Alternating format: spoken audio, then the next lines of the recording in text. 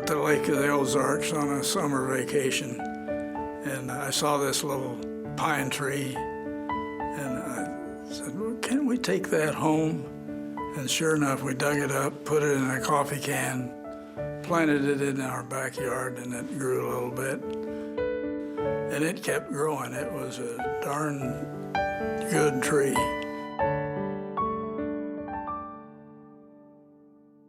We were planning on widening 51st Street. This was back in 1975, and I was street commissioner. And there were these beautiful oak trees right on the edge of the old county road that had to be cut down. I was getting a lot of complaints. And it was late in the afternoon, and I got another phone call. It was a young fella who said, I'm not complaining. I know the city's growing, and that street's got to be widened. But I want to know, what's the city doing about replacing those trees? And this was really the spark that started Up with Trees.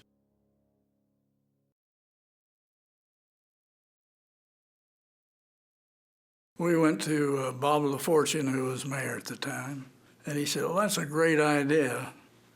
There's no money in the city budget, but we'll help you all we can. He says, why don't you try the private sector?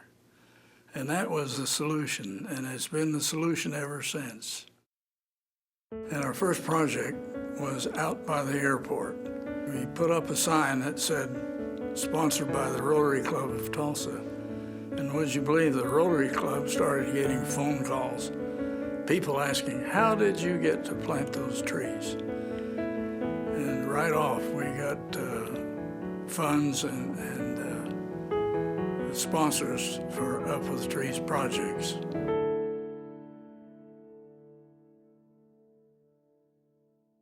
Tom Cruson was the municipal judge at the time, and he said, I'm starting a program called Project Misdemeanor, where these young fellows that have had traffic tickets or one thing or another.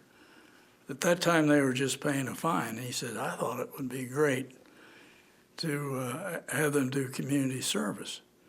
We partnered with the city, and they have provided the labor. There would be no way we could have advanced the program like we have without the free labor, you might say, of these young people. One quote that Sid gave me about the misdemeanor work crew was, think of these as your own kids. We all get in a spot of trouble, you get over it, you don't look back too hard, you go lead a better life. Today, most of our volunteers are organizations and families who are able to pitch in to help.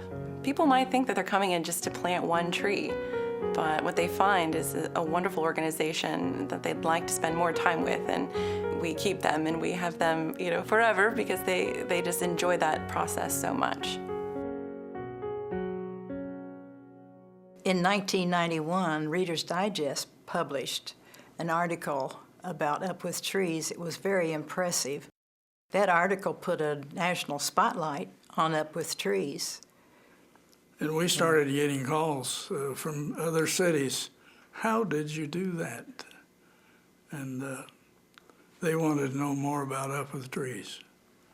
Other cities have tried to start an Up with Trees program, but they didn't have a Sid. But they didn't have an Andy, a Marka, a Jim, a Tom, a Richard, and it just took a lot of people working together.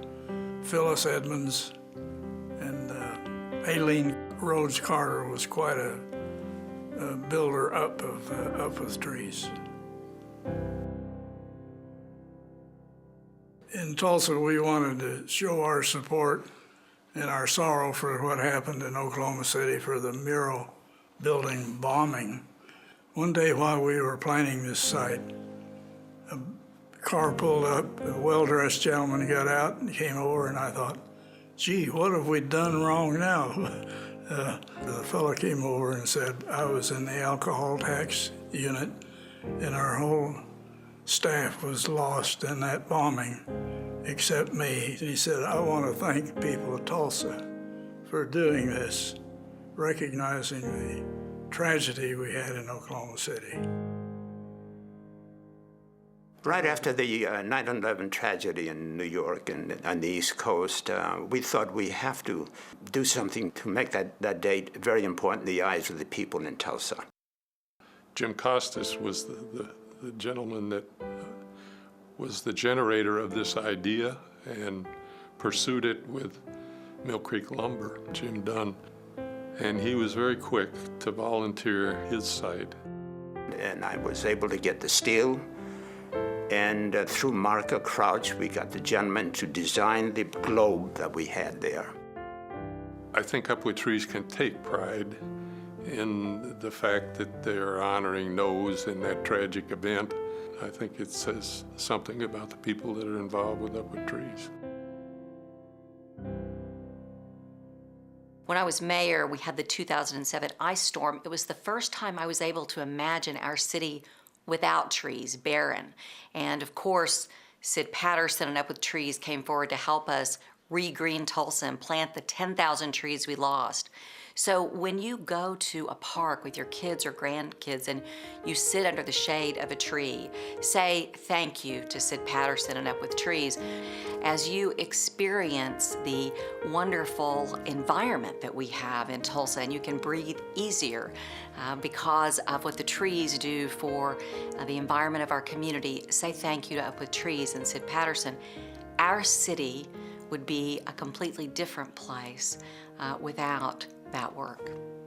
The statue itself is a bronze sculpture, and it shows Sid with a young boy planting a tree.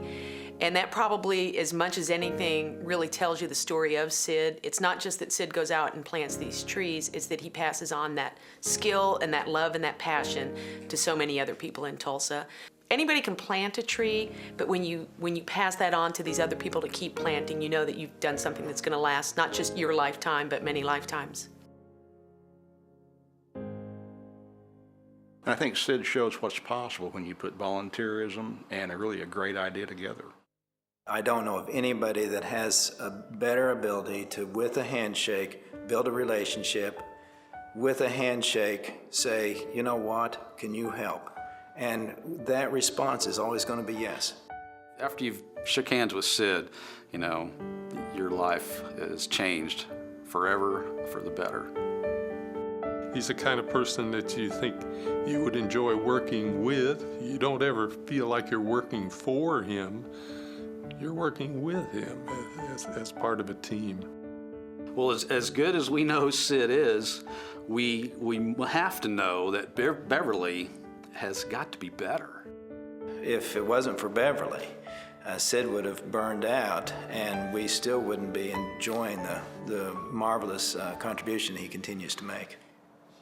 If you want a community that has a heart, Sid and Beverly are the heart, are the type of heart you want to be beating with in the city where you live.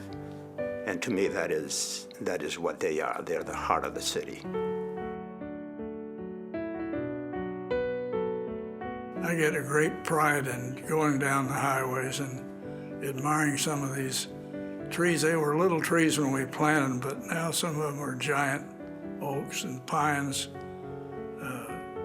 It's really an outstanding thing that has happened. And I'm proud that it'll continue forever.